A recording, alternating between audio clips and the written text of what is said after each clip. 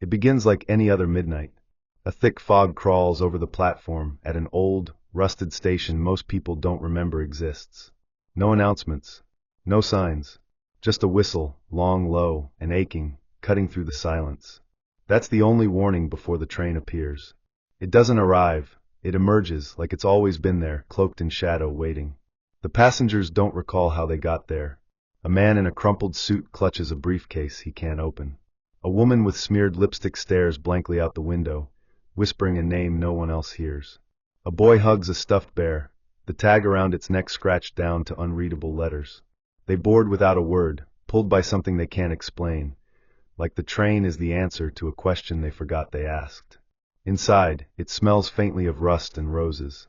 The lights flicker just long enough to make you wonder if they actually did. Velvet seats stretch out endlessly, yet somehow there are only ever a few occupied. The windows show nothing. Not darkness. Not the outside world. Just a gray shimmer, like the world beyond has been erased. The train begins to move. No destination is given. No stops. But nobody panics. Not at first. A conductor, tall, thin, and silent, walks the aisle with eyes like cold ash. He never speaks. Just nods and punches tickets that the passengers swear weren't in their hands a moment ago. When asked where they're going, he only tilts his head, as if to say, "You already know." And slowly things begin to shift. The man in the suit opens his briefcase one night to find it's filled with dirt and old teeth. The woman who whispered a name wakes up to find it carved into the window in letters that never rub off. The boy's bear is missing one eye now. He says it watches him when he sleeps. The train never stops. Time doesn't move the same on board. One man swears it's been hours, another says years. The clocks on the walls tick backward, forward, then not at all. The food served in the dining car changes each day. One night it's a gourmet meal, the next it's just water and bones. Nobody complains. They're too afraid. And then they start forgetting. First it's small things. Their birthdays. Where they grew up. Why they boarded. Then bigger pieces disappear. Names.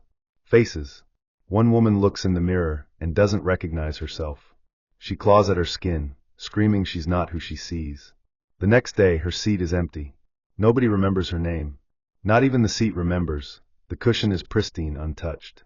Every now and then, the train passes through tunnels. Long ones. During those, the lights go out completely. In the darkness, something moves between the cars. Wet footsteps. Breathing that doesn't belong. Some claim to see shadows sitting beside them when the lights flicker back on. Others hear voices coming from inside the walls, voices that sound just like their own. And then there's car 13. It's always locked. The conductor avoids it.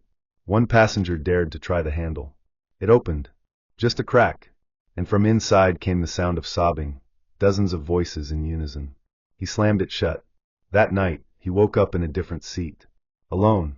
And when he turned to speak to the man next to him, all he saw was a face with no mouth. People vanish from the train. No one ever sees them leave. 1 minute they're there. The next, just gone. Their seats fade, their names blur in memory, and even their scent disappears. It's as if they were never real. One woman, Mira, starts taking notes. She pins a name tag to her shirt, so she won't forget. "I boarded on Friday," she writes. "My mother waved goodbye." But every morning she wakes up, new words appear in the margins of her journal. "You were never born," they say. "No one waved. You followed the sound." The sound. It's always there, under the clacking of wheels and hum of electricity. A soft lullaby, impossible to place, like a child humming through a locked door. It's coming from car 13 now. Mira starts dreaming of tracks stretching across oceans and skies. She dreams of doors that open into her childhood home, but everything's covered in ash. Her mother sits in the corner with no eyes and whispers, "You should have stayed." And still the train rolls on. At one point, they pass another train. Just for a moment. Headed in the opposite direction. In that flash, Mira sees her own face staring back from the window. Older. Worn. And screaming silently. She rushes to the window, but there's nothing. Just the gray shimmer again. Passengers begin to whisper that the train isn't going somewhere. It's escaping something. Or perhaps delivering them to what they've been running from their entire lives. Then one night the train slows. It doesn't stop, but the lights dim. The air grows cold. Car 13 unlocks. The door creaks open.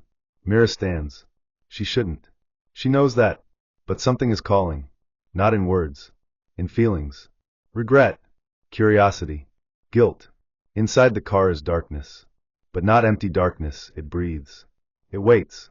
The conductor doesn't stop her.